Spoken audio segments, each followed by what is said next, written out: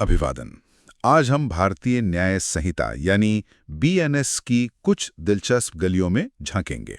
हम उन अपराधों पर गौर करेंगे जो अक्सर हमारी रोजमर्रा की जिंदगी के आसपास ही होते हैं, जैसे संपत्ति से जुड़े मामले, जरूरी कागजात और हाँ, हमारी अपनी सुरक्षा। हमारे पास कुछ असल जिंदगी जैसी कहानियां हैं, समझिए किस्से हैं, जो कानून के कुछ अहम सवाल उठाते हैं। नमस्ते। और इन किस्सों के जरिए हम कोशिश करेंगे कि ये जो कानूनी भाषा है ना, इसे थोड़ा आसान बनाया जाए। बिल्कुल, मकसद यही है कि ये सब बातें कहानी की तरह याद रह जाएं।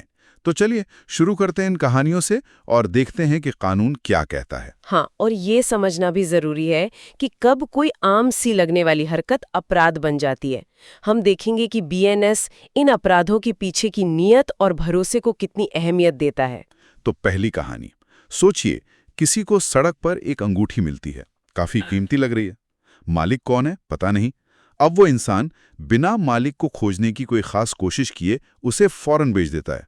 तो ये क्या हुआ, चोरी या कुछ और? जी, ये एक आम सी स्थिति है और यहाँ कानून सबसे पहले नियत देखता है। बीएनएस की धारा 314 के हिसाब से ये संपत्ति का बेईमानी से दुरुपयोग है, डिसऑनेस्ट मिसअप्रोप्रिएशन ऑफ प्रॉपर्टी। अच्छा, दुरुपयोग। हाँ, और दिलचस्प बात यह है कि हो सकता है शुरुआत में इरादा बुरा ना हो, जैसे किसी को पर्स मिला, सोचा लौटा दूंगा, लेकिन बाद में मन बदल गया और पैसे इस्तेमाल कर लिए, तो भी ये यही अपराध में आएगा।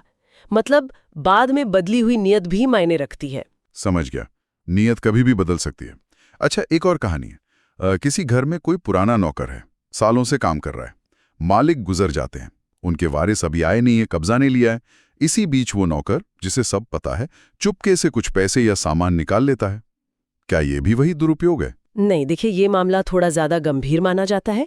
धारा 315 इसे अलग से देखती है, क्योंकि यहाँ नौकर ने मालिक की मौत का और उस भरोसे का फायदा उठाया है जो उस पर था, और वारिसों के कब्जा करने से पहले ये किया है। तो सजा भी ज्यादा होगी? हाँ, इसमें सजा 7 साल तक की हो सकती है। ये सामान्य दुरुपयोग से ज्यादा संगीन है, क्योंकि इसमें एक खास किस्म के भरोसे को तोड़ा गया है। भरोसे की बात आई है तो एक और टर्म है, आपराधिक विश्वासघात, क्रिमिनल ब्रीच ऑफ ट्रस्ट। ये क्या चीज है और ये दुरुपयोग से अलग कैसे है? ये धारा 316 में आता है। आपराधिक विश्वासघात तब होता है जब आपको कोई संपत्ति किसी खास मकसद के लिए एक भरोसे के तहत दी जाती है और आप बेईमानी से उसे अपने काम में ले आते हैं या उसका गलत इस्तेमाल करते हैं। मतलब आपको वो चीज संभालने या किसी काम के लिए दी गई थी, बेचने के लिए नहीं। कोई उदाहरण? हाँ, जैसे मान लीजिए कोई कंपनी अपने कर्मचारियों के पीएफ का पैसा काटती है। ये भरोसा होता है कि वो जमा कराएगी। बिल्कुल। पर अगर मालिक वो पैसा जमा कराने के बजाय अपने बिजनेस में लगा दे, तो ये है आपराधिक विश्वासघात। ये सिर्फ उधार का मामला नहीं है, ये भरोसे का खून है। और अगर यही काम कोई ट्रांसपोर्ट वाला करे, जिसे हमने माल भेजा कहीं और उसने बेच दिया, हाँ, या कोई सरकारी अफसर करे? हाँ, तो कानून यहाँ भी देखता है कि भरोसा कितना बड़ा था। अगर कोई ट्रांसपोर्टर या जिसे हम कैरियर कहते हैं, वो ऐसा करे तो धारा 316 में ही 7 साल तक की सजा है।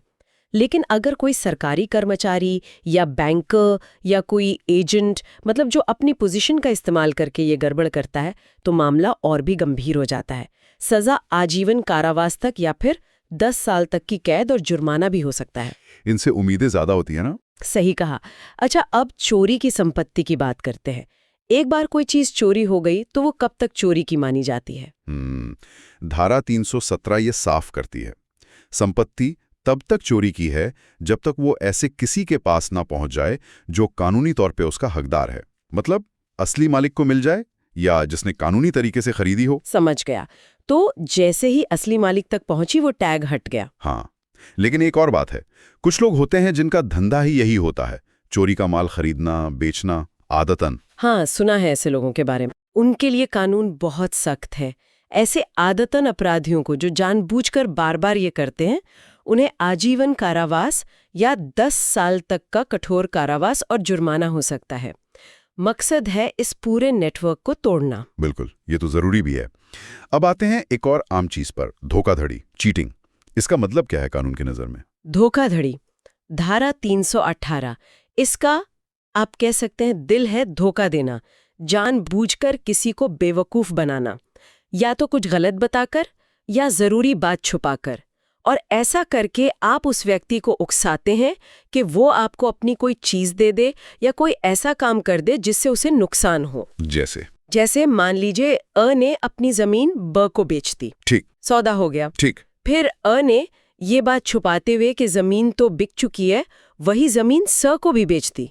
अब यहाँ अ ने स को धोखा दिया, जानबूझकर। हाँ, ये तो साफ धोखाधड़ी है। बिल्कुल, क्योंकि उसने सच छुपाया जिससे स को नुकसान हुआ। और अगर कोई किसी मरे हुए इंसान का नाम इस्तेमाल करके धोखा दे या उसकी पहचान अपना ले, क्या ये ज्यादा बुरा माना जाता है? हाँ, बिल्कुल। इसे कानून कहता है प्रतिरूपण द्वारा छल, चीटिंग बाय पर्सनेशन। ये धारा 319 में है। किसी और का रूप धरना, चाहे वो जिंदा हो या मर गया हो, ये धोखे को और गंभीर बना देता है, तो इसकी सजा भी ज्यादा होती है। पहचान की चोरी को कानून हल्के में नहीं लेता। ठीक है। अब एक शब्द आता है, रिश्ती, मिसचीफ। सुनने में लगता है कोई छोटी मोटी शरारत, पर शायद ऐसा है नहीं। हाँ, नाम थोड़ा धोखा दे सकता है। रिश्ती का मतलब धारा 324 के अनुसार है किसी संपत्ति को जानबूझकर नष्ट करना या नुकसान पहुंचाना, और इस तरह से कि उससे किसी दूसरे व्यक्ति को गलत तरीके से नुकसान हो। मतलब आपका इरादा नुकसान पहुंचाने का होना चाहिए। अच्छा, इरादा जरूरी है। पर एक सवाल था, क्या कोई अपनी ही चीज को नुकसान पहुंचाकर भी रिश्ती कर सकता है? ये कैसे? हाँ, ये बड़ा दिलचस्प पॉइंट है। बिल्कुल कर सकता है। ऐसा तब होता है जब अपनी चीज को नुकसान पहुंचाने का इरादा किसी और को नुकसान पहुंचाना हो। मतलब? जैसे सोचिए किसी ने बैंक से लोन लिया है और चुका नहीं पा रहा। बैंक उसकी फैक्ट्री जब्त करने वाला है। वो आदमी क्या करता है, खुद ही अपनी फैक्ट्री में आग लगा देता है ताकि बैंक के हाथ कुछ ना लगे।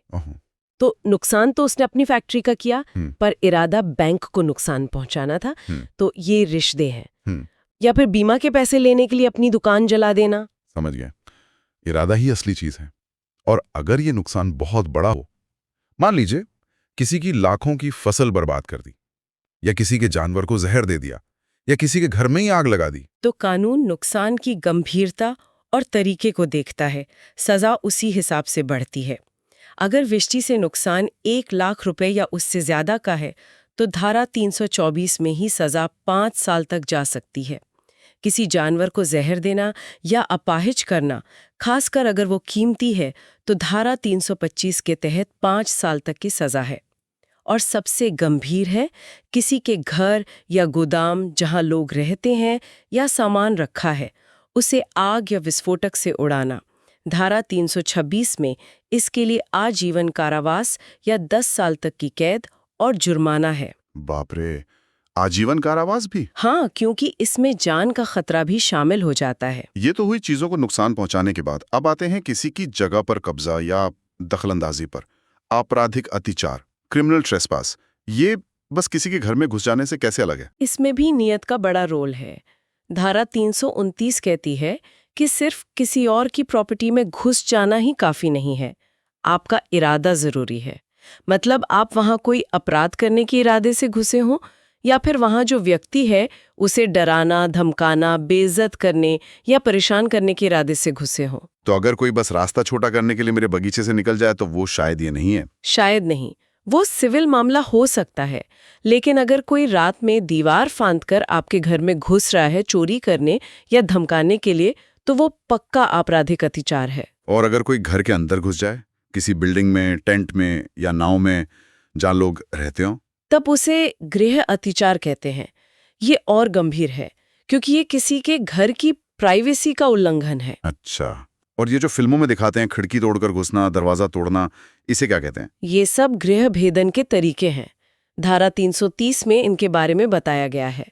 दीवार में छेद करना, ताला तोड़ना, खिड़की से घुसना, ये सब।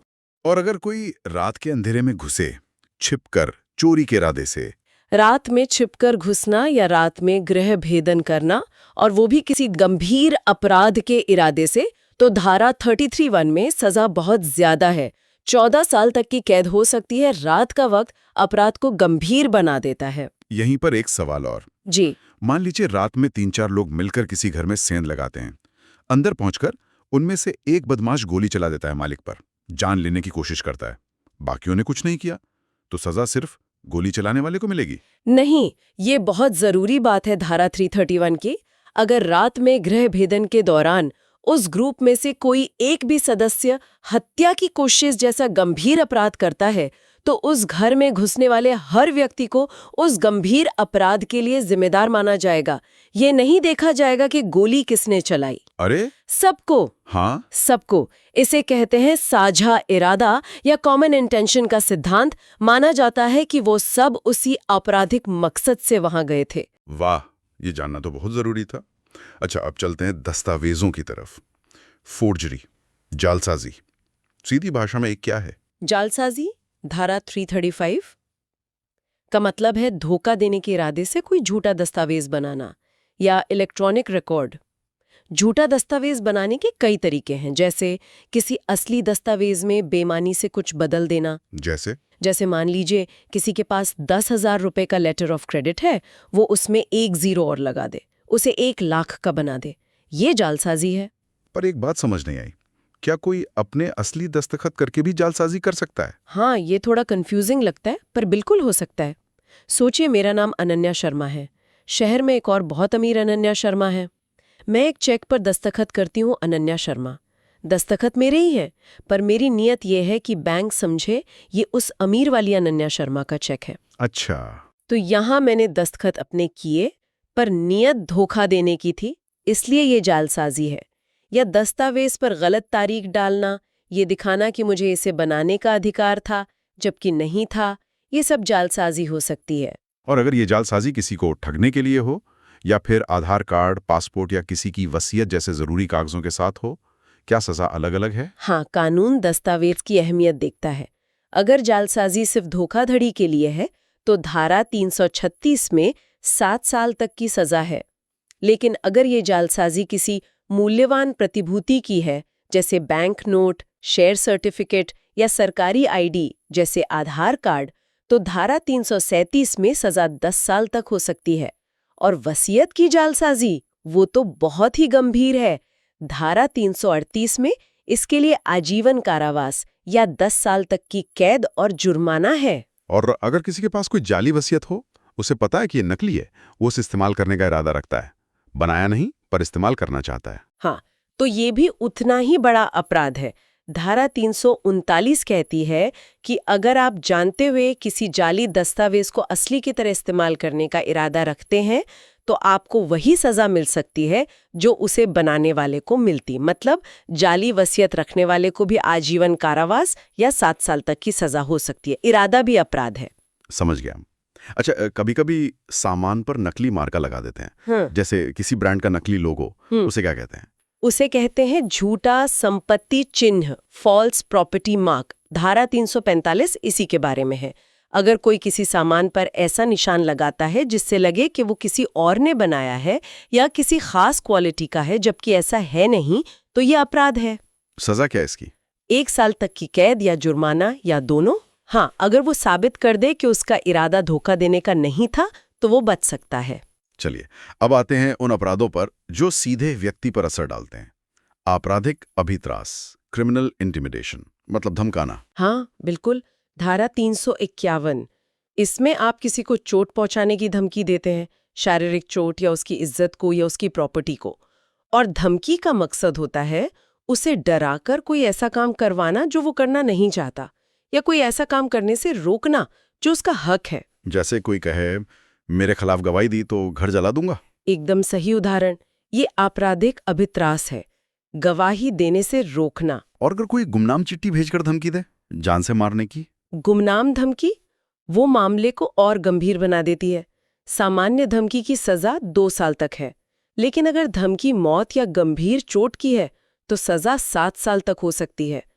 और अगर ये गंभीर धमकी गुमनाम तरीके से दी गई तो कानून 2 साल और जोड़ देता है सजा में, मतलब कुल 9 साल तक हो सकती है। बाप रे। अच्छा, अब मानहानि, डिफेमेशन की इज्जत खराब करना। पर क्या हर बुरी बात मानहानि है? कुछ बचाव भी तो होंगे? हाँ, बिल्कुल है।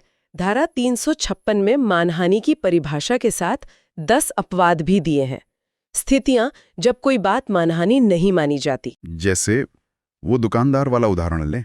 वो मैनेजर से कहता है जेड को उधार मत देना, मुझे शक है। हाँ, वो 9वें अपवाद में आता है।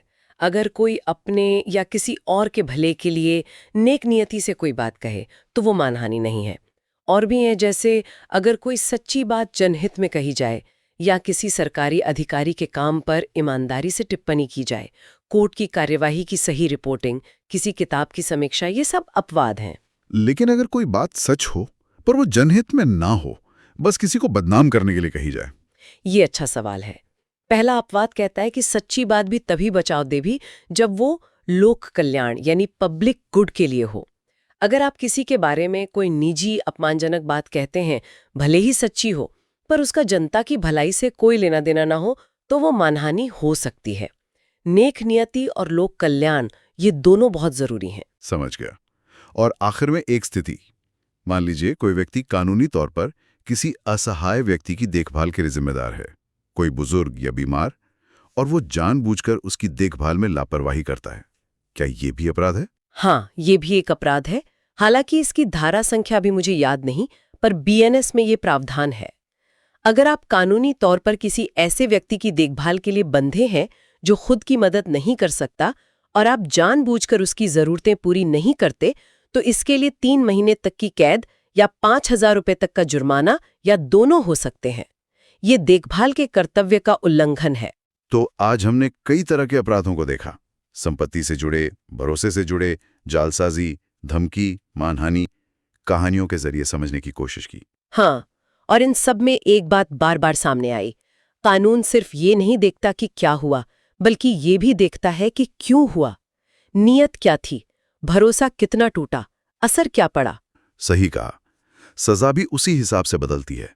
अपराध का तरीका, उसका असर, सब कुछ मायने रखता है। बिल्कुल, ये कानून समाज में एक व्यवस्था और विश्वास बनाए रखने के लिए हैं। लेकिन एक सवाल मन में आता है, जैसे जैसे दुनिया बदल रही है, तकनीक आ रही है, क्या इन अपराधों के तरीके नहीं बदल रहे? ऑनलाइन फ्रॉड, डिजिटल जालसाजी, साइबर बुलिंग, क्या हमारा ये कानून, बीएनएस, इन नई चुनौतियों के लिए तैयार है? ये सोचने वाली बात है। ये बहुत ही अहम सवाल है। कानून हमेशा समाज के पीछे थोड़ा चलता है, तकनीक तो और तेज भागती है। ये देखना होगा कि बीएनएस के ये जो बुनियादी सिद्धांत है, इन्हें नई डिजिटल दुनिया पर कैसे लागू किया जाता है और आगे क्या बदलाव आते हैं। पर हाँ, इन बुनियादी सिद्धांतों को समझना आज भी हमें अपने अधिकारों और जिम्मेदारियों के लिए जागरूक तो बनाता ही है। बिल्कुल। चलिए आज की इस गहरी बातचीत को यहीं रोकते हैं। सुनने वालों के लिए सोचने को काफी कुछ है। जरूर। धन्यवाद। धन्यवाद।